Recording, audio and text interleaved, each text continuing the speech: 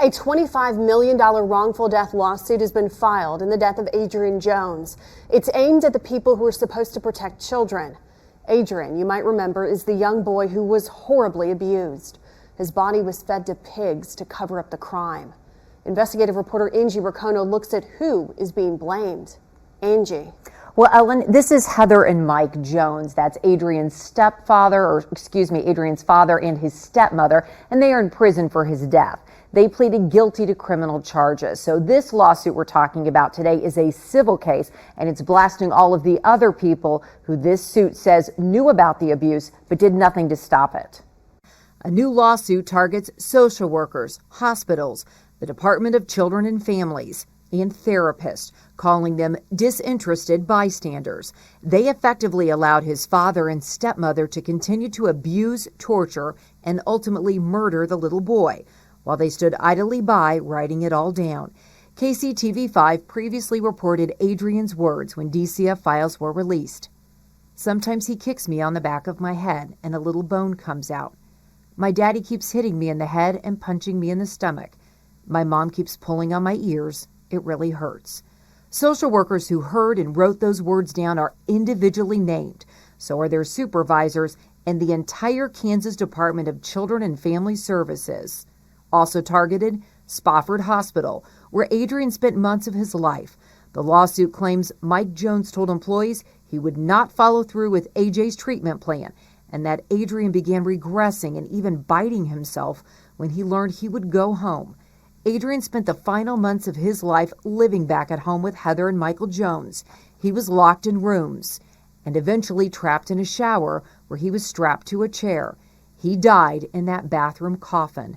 Detectives testified his body began to smell, so it was removed and fed to pigs. The lawsuit says all of the people named failed miserably in their duty to intervene and protect the life of this helpless, vulnerable young victim. It asked for at least $25 million in punitive damages. This lawsuit was filed on behalf of surviving family members of Adrian Jones, including his siblings, grandmother, and his biological mother. Adrian was removed from his mother's care when he was 2.5 due to neglect. Angie Racono, KCTV5 News.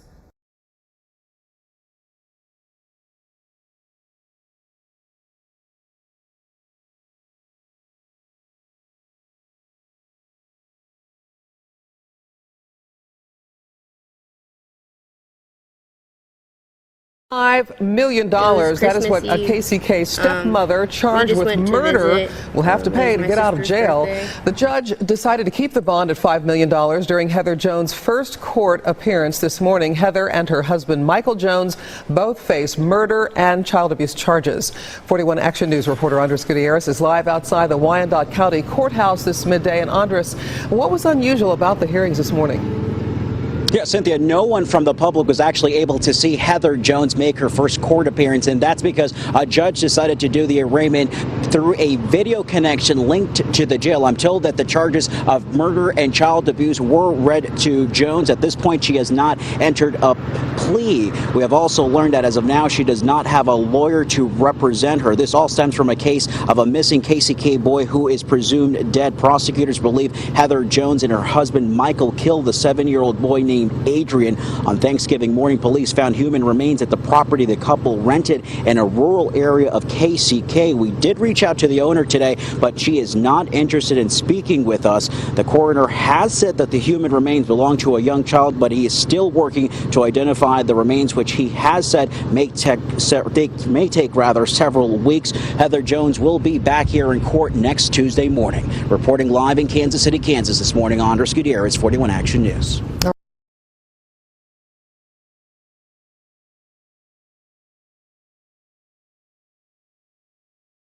Madison, and Mike had allowed us to come and see them. He was just like any kid his age at the time. He was energetic and healthy. He looked healthy, so I didn't see any signs of abuse or anything like that. I never called him dad, even when I lived with him for as long as I did. I didn't feel comfortable calling him dad. I've always called him just Mike. My mom and him were in a very dysfunctional relationship, I guess I could say. And from watching that at 9 years old, that's the word that came to mind. But it's kept with you, it stayed with you that he was roughest on Adrian. Yes, for sure. And how about you? How did you react to seeing him in there, and how did that settle with you? I haven't seen him in so long. I don't know, a part of my heart feels like it's not true, but then the other part is telling me that it is.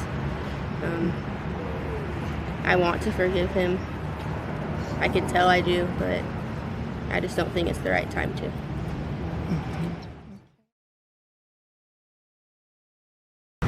One side was filled with memories, the other side went with you. I often lay awake at night when the world is fast asleep and take a walk down memory lane, thinking about your big brown eyes and that sweet smile of yours.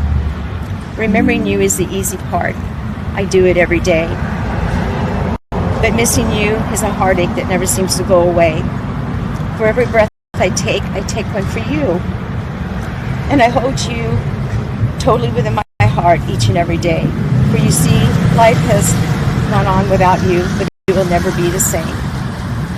Why was it important for you to speak? To be his voice, because we'll never be able to hear his voice again.